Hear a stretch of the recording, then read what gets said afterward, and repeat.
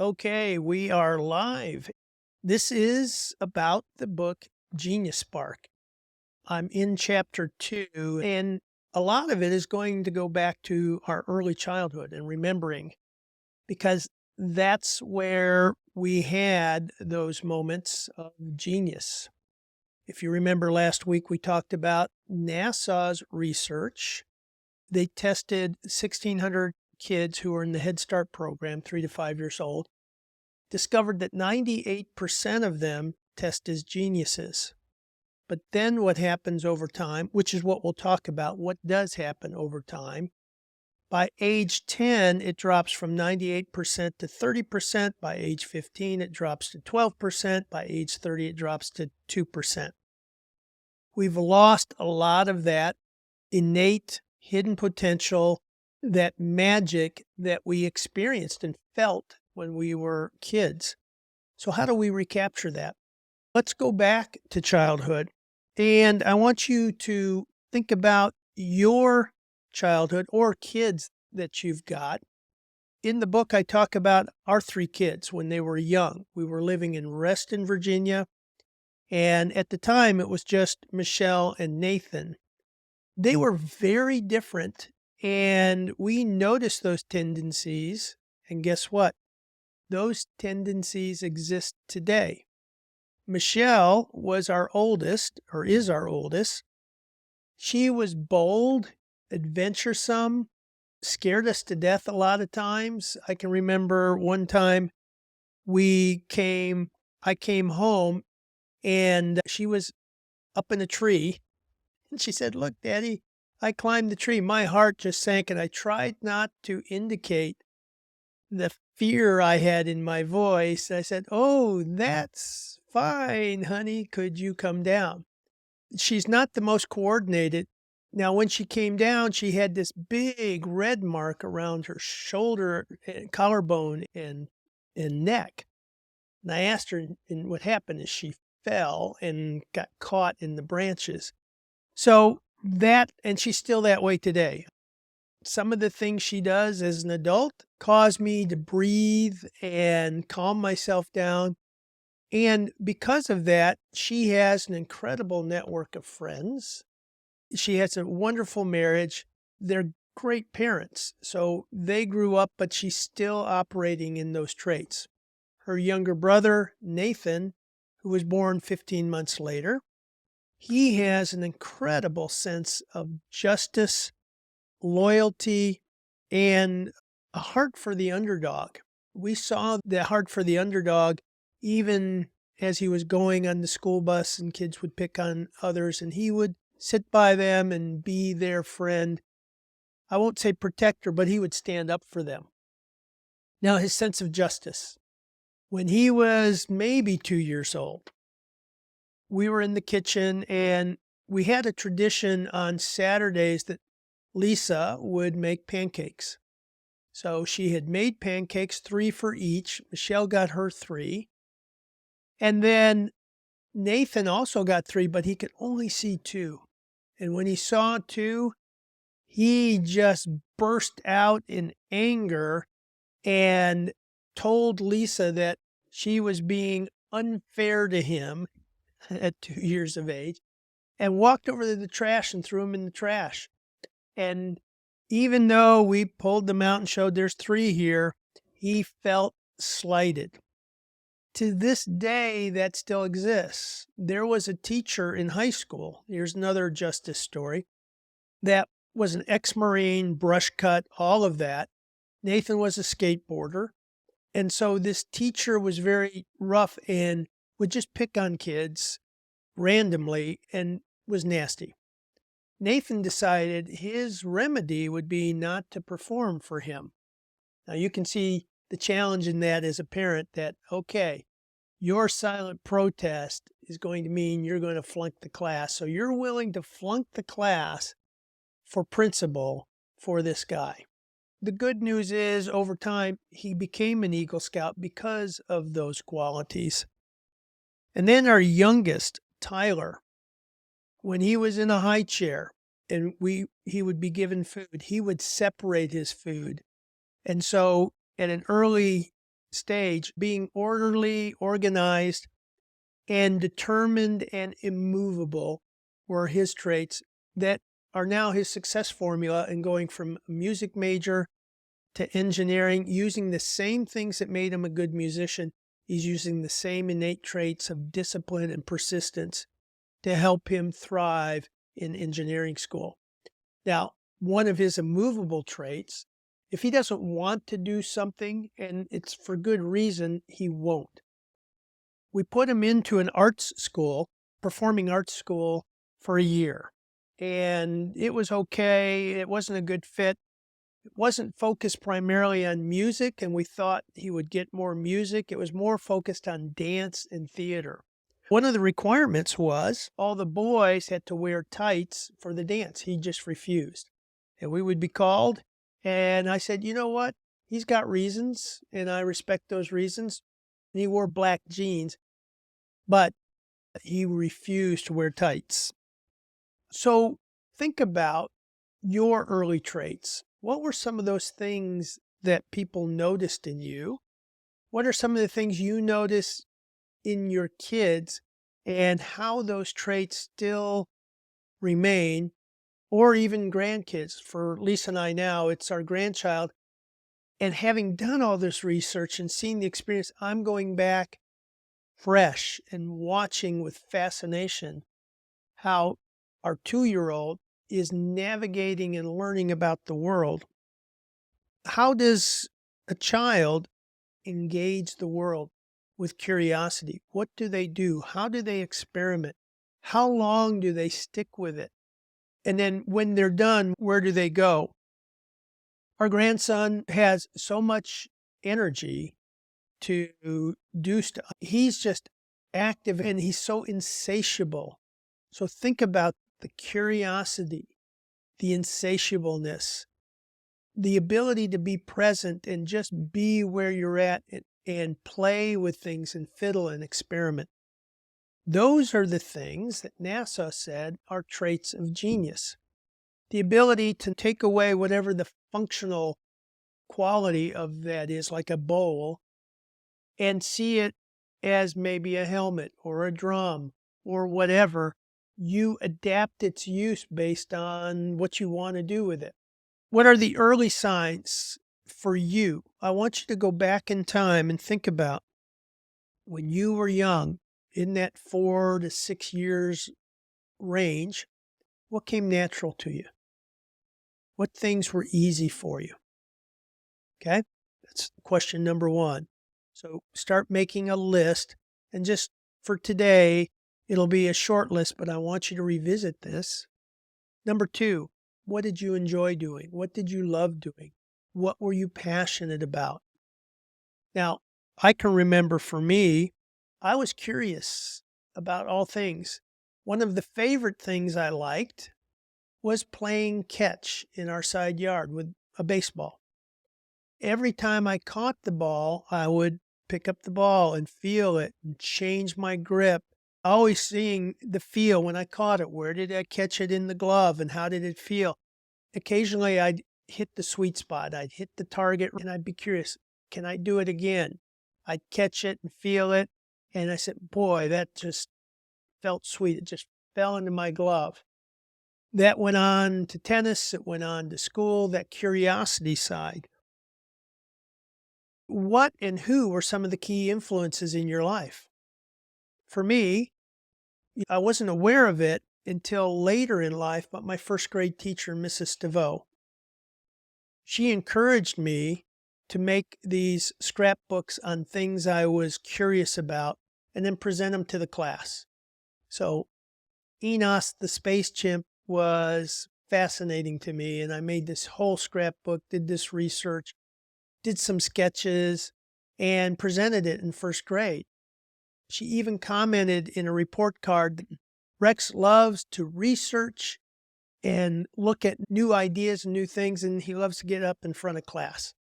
I didn't revisit that until I was 45 years old and started doing the same thing again, just in my professional area.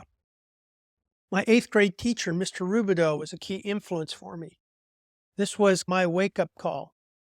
So you have these stages in life where you're in this kind of rapid growth learning mode. Then you have stages in life where you just lose your course, lose your direction. And that was eighth grade for me. Mr. Rubidoux brought me up straight. He lifted me up, held me against the locker, and said, "Miller, you've got too much going for you for me to see it go to waste." It literally changed my life. Now, you'll have to read the book to hear the rest of that story. And I had other key influences along the way. Now, going back in time, think about, what did other people say about you or tell your parents about you growing up? What did they observe? Did they think you were funny? Did they think you were courteous? Did they think you were creative? What did others say about you? And then, what were some of the life-changing events that you went through and that you have gone through that changed your trajectory, changed the story that you told yourself, good or bad? And then, what and how did you learn? What things came easy for you to learn, and how did you go about learning those? The final thing is, who are you the go-to person for?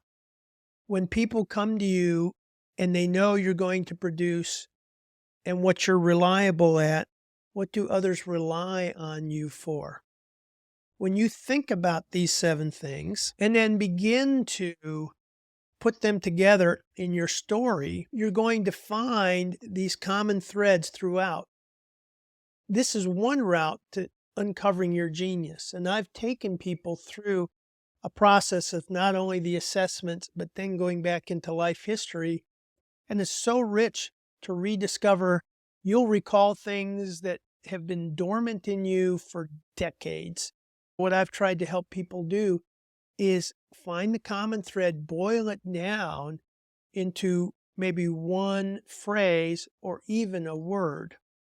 I worked with one leader, an executive, and looking at what this person did naturally, what she's the go-to person for within the organization and all of that, it became clear that her activating word was conductor. She conducted like an orchestra conductor. She brought people together and organized them and helped the best of them come out into what you might call a symphony of work and production. All right, so here's a question. Think about this one. How are you now different from your 5-year-old self? Think about that. Now, going back to the introduction or the first chapter when we looked at Rachel, Rachel had revisited her house in her 30s with a child, professional, successful, comfortable, and looked back at early childhood pictures and saw that there were traits that she no longer had, that she regretted having given up. For most of us, we look back with a combination of fond memories, and not everybody. Some people had very challenging childhoods. But in all of that, there were moments of times of happiness, of knowing who you were, confidence. And then Rachel was asking, where did it all go? So think about, how am I different than my 5-year-old self? Now, here are some of the traits of geniuses or those early qualities. First, a deep curiosity. Secondly, a unique way of thinking, behaving, acting. Third, a persistent passion to pursue that curiosity in your unique way. And fourth, when you have those 3, you engage the world in energy, energetic, enthusiastic, and constant experiment of seeing what can happen, what can take place. And when you match the 3 traits with the energy, with purpose, that's when you become magical in terms of what you deliver and what you provide the world. So I'm going to read a quote from the books. It's my quote. So I would suggest that many of the tendencies children exhibit around creativity are the same tendencies if we projected them forward that would allow us to tap into our inner genius. And that's why I go back and revisit early childhood. And I go back and visit those things that came natural, easy, that others recognized us for as part of the story and the narrative to help us recapture what you might call paradise lost. Crosby, Stills, Nash and Young, one of my favorite songs, We've Got to Get Back to the Garden Again. For society, that was a mantra. We had lost our way in the 60s, so to speak, and there was this effort to re-tap into our natural, authentic, creative selves, and it went in many different directions. But there's that universal yearning that we all have that's within all of the different stories that we see, whether it's Star Wars or Hunger Games or The Hobbit. It's getting back to that young, creative self, that innocence that we once had. Robert Greene, another quote that I quoted him in the book, talks about persistence. At birth, there's a seed that is planted, and the seed is your uniqueness. You have a destiny to fulfill, and the stronger you feel and maintain it as a force, as a voice, or in whatever form, the greater the chance for fulfilling life's task of achieving mastery. In terms of where do we lose it, it's not in capacity, it's not in ability, but what he says instead, it's impatience. We give up too soon. Now, when I was researching Genius Spark, it led me down several stories that I wasn't able to include in the book, but one of them was J.K. Rowling's story. It's an incredible story of a young child who is captivated by the imagination of books and would get lost in those books. And even in college, would check out books and forget to return them, and had these ideas that she'd been percolating. She did the responsible thing. She got married, she became a teacher, moved to France. The marriage didn't work out. She had a child, went back to England, and was destitute.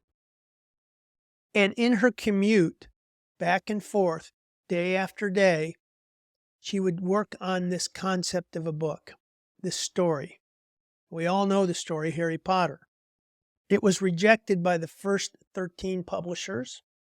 But again, she was true to her passion, where she was very competent in, and she stuck with it. Similar story with Abraham Lincoln. Similar story with Charles Darwin. Similar story for Roseanne Cash.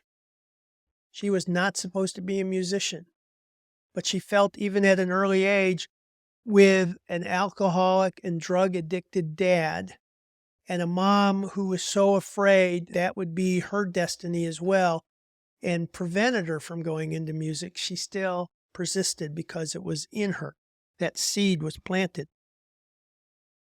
The soccer phenom, Messi, if you read his story, too short, autism, and when you look at his play, the first couple minutes of a game, he's so anxious and tight, he doesn't do anything. He just wanders the field, and that's his coping mechanism to get a sense of the game. He's scouting the game, and then he takes off. And another anomaly is that he's left-footed, and in soccer, the ratio between your dominant foot and your non-dominant foot is typically a 2-to-1 ratio in terms of the ball touching it.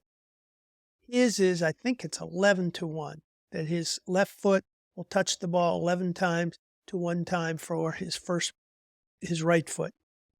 Again, persistence, love, passion, talent, all of that came together over time. So what are the factors that strip it out of us? Where do we lose it? The first one is conforming to society. Are we going to stand out or to fit in? So think of all the social cues as you've grown up where you made the decision that it's better for me to fit in than to speak up, than to demonstrate something, to take the risk. I can think of thousands of things where I thought something should be said about a situation and just kept quiet, or to take the challenge to say something and didn't go forward with it. I am here today because I overcame that in the early 2000s. So part of my story is that the company I was with in 2000 lost 70% of sales because of the dot-com crash, and I was pretty much destitute. I had found a solution to selling a construction product in an industry that didn't know how to incorporate it and had an artificial premium. I learned how to get the premium out. Part of that motivation was desperation. And also my gut that this product, and it was a demountable or movable drywall, should not be more expensive than conventional drywall because built in a factory, economies of scale, you're not using crafts and trade. You're using technicians that just install. It's a quicker, all those things. But for some reason, in the system of delivering projects, it always came in 10 to 15% higher. With my back against the wall, I went ahead and followed my gut, worked with the trades to look at where this premium was coming, learned how to bring it in equal or less than drywall. And I thought, wow, I've cracked the code. And this manufacturer who owns this product is struggling mightily to sell it because they don't know how to crack the code. The owner of the company came down to visit some of the jobs that I had done. And in my mind, I wanted to pitch an idea to him that we need to create a movement, pull people together, write a book about how we can innovate the construction industry with the lessons that I had learned. And every time we were going in the tour, of course, he's the president of a $1 billion company now. I think it's $3 billion. And if people are wanting to talk to him, and my persona was, I stay back, I don't try to self-promote, all of those things. And as we were going through, I'm seeing my opportunities slip away to pitch the idea. As he was going to the limousine back to the airport, I stopped him and I said, here's an idea I have on how we can break the code and make this a viable product and an innovative solution for not only the construction industry, but the furniture business as well. I had maybe 2 minutes to pitch it. And he said, I love the idea. Give me a proposal. And I was stunned. I was stunned, number one, I had the courage to even say anything. And number two, that he was interested. And so I am here today because that led to a research project and then a book called The Commercial Real Estate Revolution. And that book won the Cornet Global Innovator of the Year Award and verified that I am creative. I am innovative. I can lead groups to find novel solutions. And if you read my genius paragraph, you'll see those are part of the traits. And they're tied to the strengths of input, being able to be a subject matter expert on anything I choose, my learner, my curiosity, my connectedness, seeing hidden things connected and pulling it together, my strategic, finding a course through it. Okay, the next thing that causes us to lose this is education. And we saw those numbers in the NASA results and Sir Ken Robinson's TED Talk, Our Schools Killing Creativity. We're in an environment that's designed and originally designed to teach people how to read, follow instructions, write, and do simple math.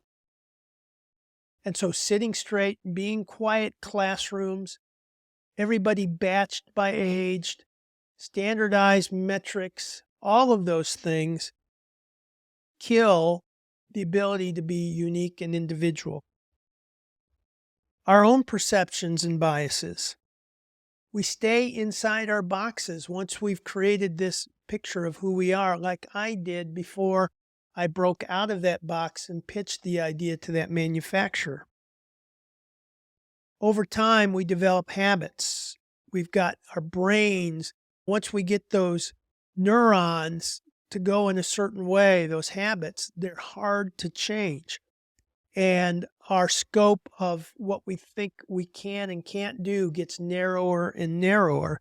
And then we try to stay within that comfort zone. And once we've got, quote, our rhythm, even if it's a treadmill, and even if it's soul killing, we will stay with the thing that's comfortable for us, that we know, rather than take the risk and move into something we don't know and possibly be the odd person out or be wrong. Then life's responsibilities can narrow our willingness to be creative, imaginative, experiment, be uncensored, so to speak. And then pressure to play the game, to live up to the expectations of the game.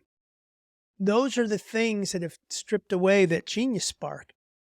And the good news is there is a way back to rediscover that inner genius within whatever system, whatever game you're playing. So you look at people like Messi. Soccer is soccer. The expectations are the expectations. So he can live out his unique way of genius and creativity and authenticity even within any system. And so that's the lesson. And I learned that even within the system I was, that I could still build around the things I was passionate and were unique about me inside the organization. Some people call that intrapreneuring. There's entrepreneur, creating businesses, but creating innovation within the environment you are, that's genius. Now, research shows that we either develop two kinds of mindsets. One is that fixed mindset of needing to be right and outcome oriented. And businesses are designed to reinforce fixed mindset. You need to be right and you need to produce. It's outcome based. Growth mindsets are process based. I may not have succeeded in this instance, but it's a not yet instead of I can't. I've worked with dozens of people, if not hundreds of people, who felt like they failed in one area. They may have failed in management and said, I can't manage. Or they may have failed in sales and said, I can't sell. And you hear people checking out after they've gone through a tough experience. That's evidence of a fixed mindset. It's either going to be successful or not.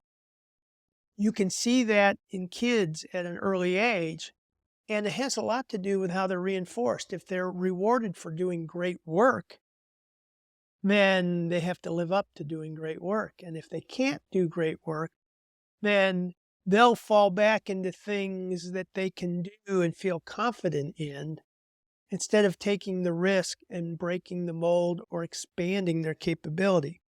And so the growth mindset is not yet. And fortunately, our youngest son, who we homeschooled, he had that. Even though it was ugly or messy or difficult, he persisted because he had a vision. It was Hans Zimmer was his inspiration. And he believed that he could compose like Hans Zimmer. And if you listen to some of his earliest tunes, they sound and look like Hans Zimmer. Now, lots of my story is fitting in and conforming and not upsetting the apple cart. But in tennis, my sophomore year, the varsity coach said, you'll never make varsity, don't even try out. And he bet me a steak dinner. And I did make varsity my junior year, barely. And I waited half the season to take him up on the bet. But that's just one instance. Sales. I was not going to compete. My dad was a master salesperson. I started in project management and then moved into a furniture dealership that wanted me in sales. I'm not your traditional salesperson, but I became successful by doing things my way, by solving problems. Writing. I was not thinking of writing. I was asked to write an article on a concept that I had shared at a conference. And then after the response to that article, they came back and said, we've never had this framework to look at changes and challenges in the generations. Would you be open to writing a book on it? And I thought, it's exciting, but I've never written a book. And so I went to a How to Write a Book conference, which was mostly a waste of time. But I learned something clicked. I met with somebody who basically said, I need to write a book proposal. And a book proposal is similar to a business plan. And I thought, whoa, I can do that. That was the start. And then I learned my way through. My first manuscript was terrible. It was 400 pages and it needed to be 180 pages. I didn't know. It was far too technical. And I didn't know how to write and imagine an audience. And so gradually over time, 7 books later, I feel pretty confident in doing that. And the key is that doing these things, learning and growing, leads to health, well-being, and resilience. And you don't have to wait. Your best years are not behind you. They're in front of you. And it doesn't matter what age you are. I'm 69 this year. With the pandemic, I lost my whole business. I had to start over. And it was rejuvenating.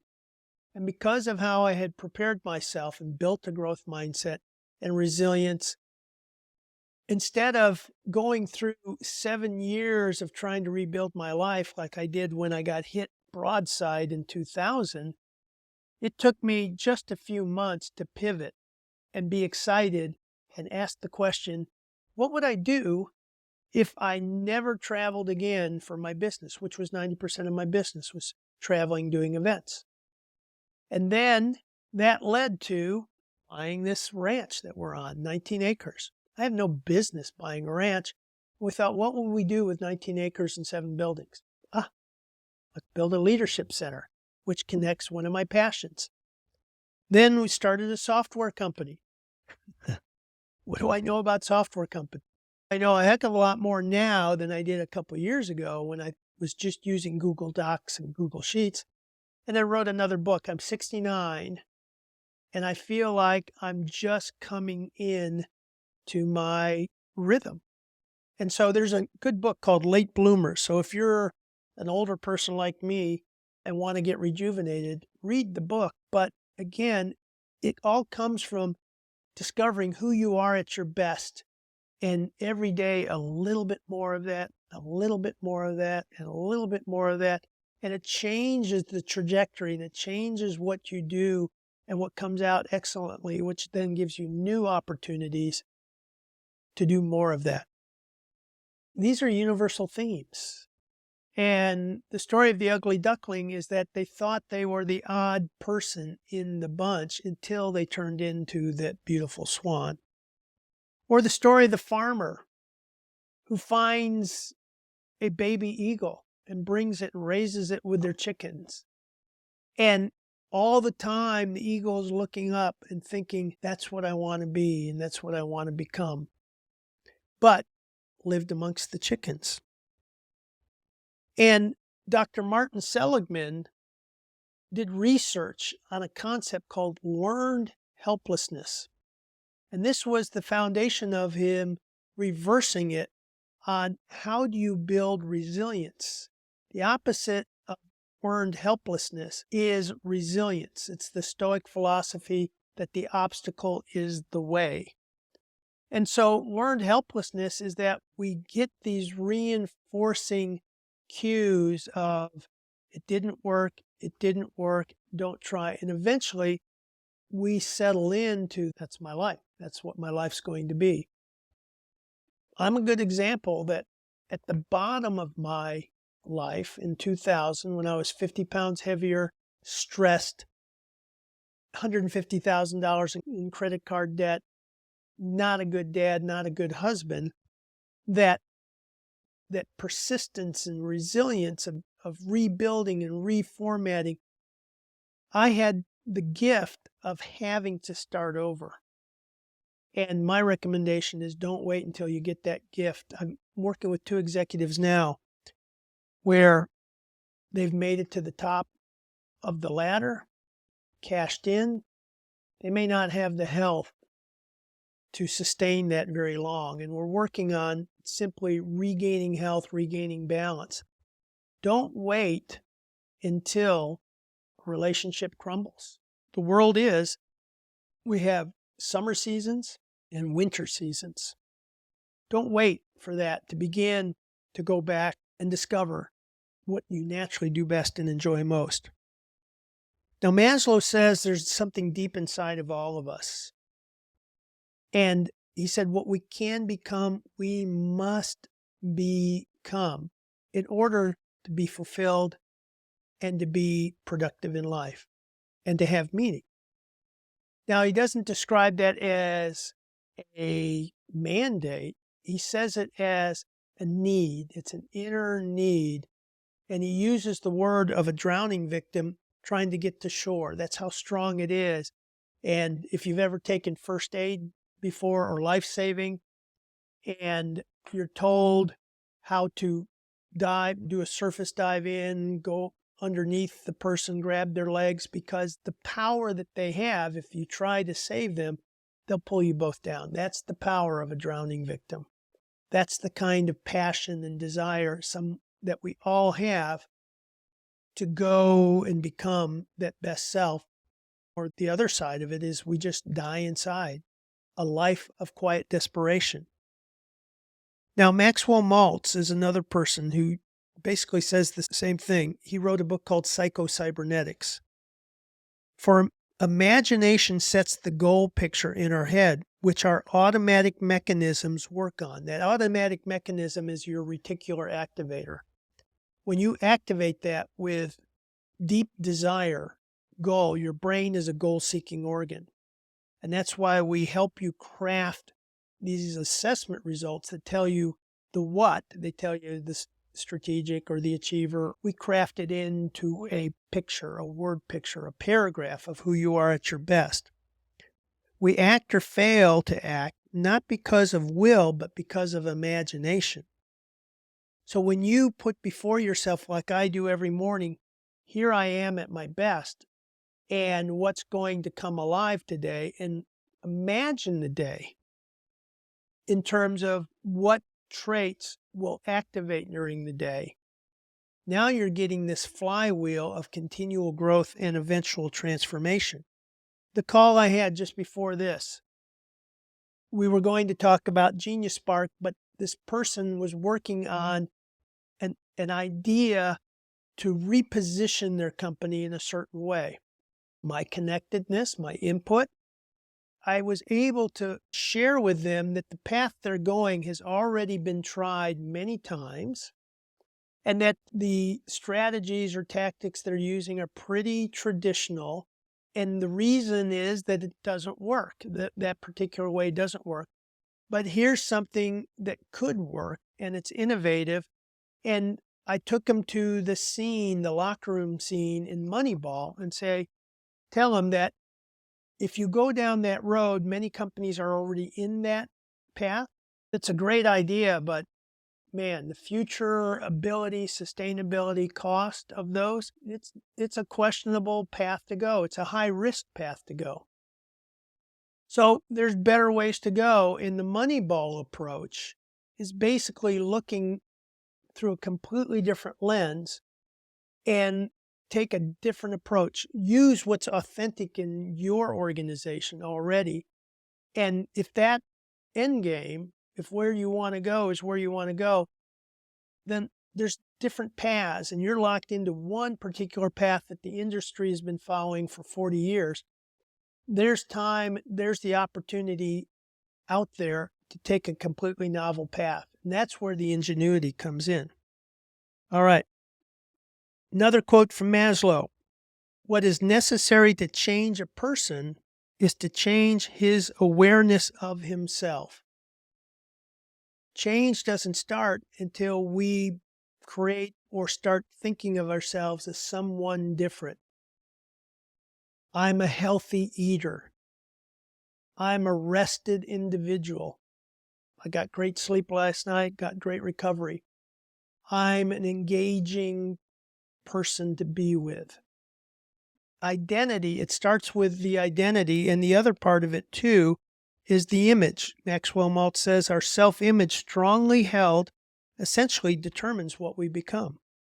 Think of how we let go of the box that we're in and then take our natural self and project it forward, that childhood self projected forward. And how do we create the story of what I call the from to narrative? I want to go from this current state I'm in to this future state, and learning how to become that better version. What Disney says, the more you are like yourself, the less you are like anyone else, which makes you unique. Now, when you do become a more engaged version of what you naturally do best and enjoy most, Gallup says you have a higher sense of purpose, greater enthusiasm, you're healthier, you're happier, and your performance based on your colleagues is 10 times greater when you're operating in your natural strengths. So how do we break the chains? The big part we just talked about is overcome those limiting beliefs. Organizations are designed to give you that fixed mindset. So what we have to do is go inside and trust our design, what we naturally do best and enjoy most within the game that we're playing, and just continue to become a better version, a more engaged version, a more rounded version of those top 5 strengths that we have. The result that we've gotten, because most people don't operate that way, is we've got 30% of individuals that are experiencing that enthusiasm, that high productivity. We've got 50% of people that are just checked out. They're going through the motion. And we've got 20% of people where it's so difficult that they're unhappy and they act out in the organization either by completely checking out or in toxic behavior. So what I want you to do is do a little bit of survey. Find the people that you know who seem to be enthusiastic about what they do in life in general, have that high energy, and they are high performers. I want you to survey them and take them to lunch. Consider them books to read. Read their stories. Because I promise you, the impression that you may have that they've got it easy, that it all comes natural, that's not true. These are the J.K. Rowlings of the world, the Abraham Lincolns of the world, who stuck with those internal things that they were true to through all the ups and downs, and they're experiencing the byproduct of that. What makes them different? Now I want you to do the thought experiment and think about everybody else. What makes them different from the top ones? Jim Rohn likes to say, study the best, but also study the ones you don't want to be. They're a good example of a bad example. And our database set of those who are going through the motions or toxic or unproductive, that's a bigger database. And so his lesson is study them and don't do what they do. Do the opposite.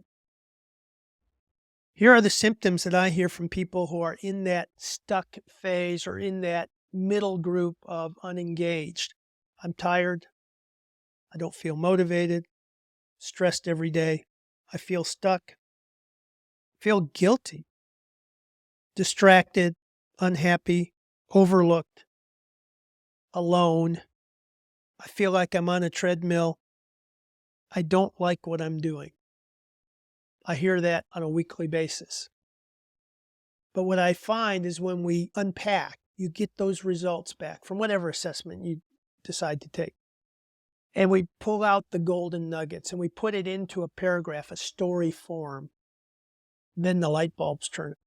And now it's a simple matter of reinforcing that story, mentally rehearsing it, getting feedback from others, and reflecting it. That's our flywheel. That's the genius flywheel.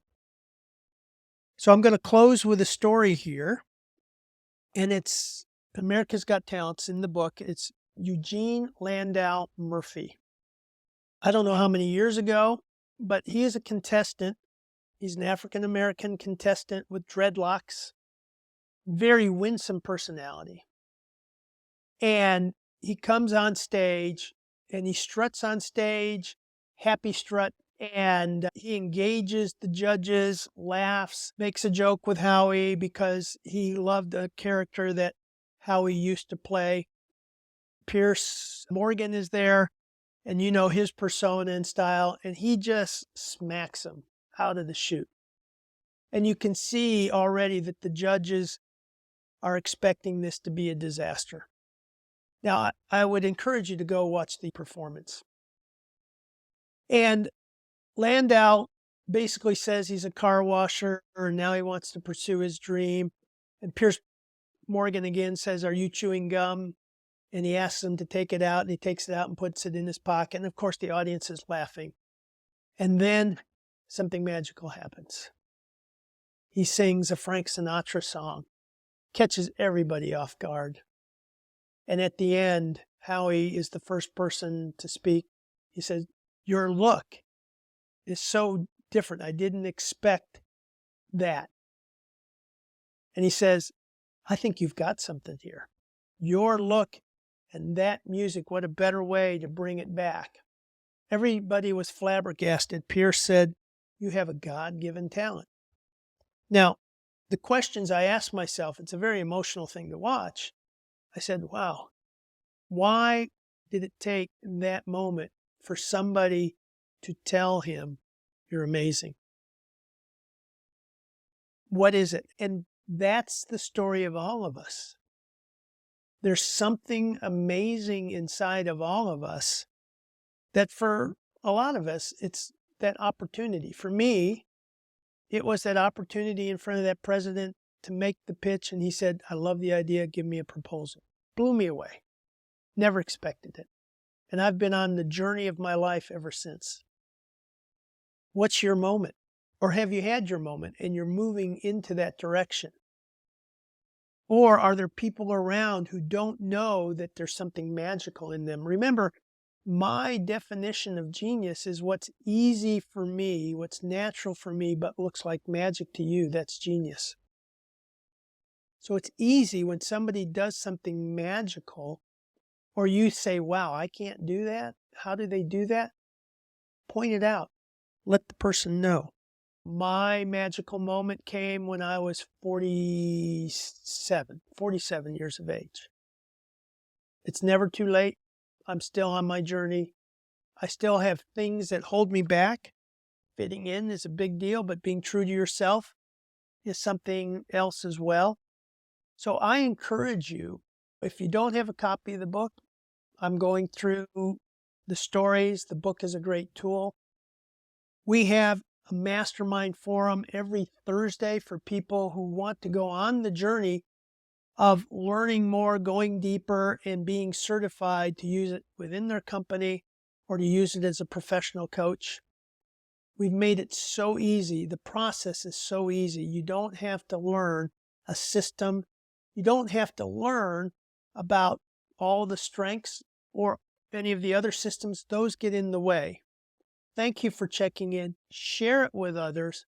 Check out my podcast on Imagine a Place Productions platform called the Resilience Lab. And if you want to keep up to date with the latest tools and ideas that I'm learning in this, check me out on LinkedIn Live. You guys take care and aspire to be wonderfully weird.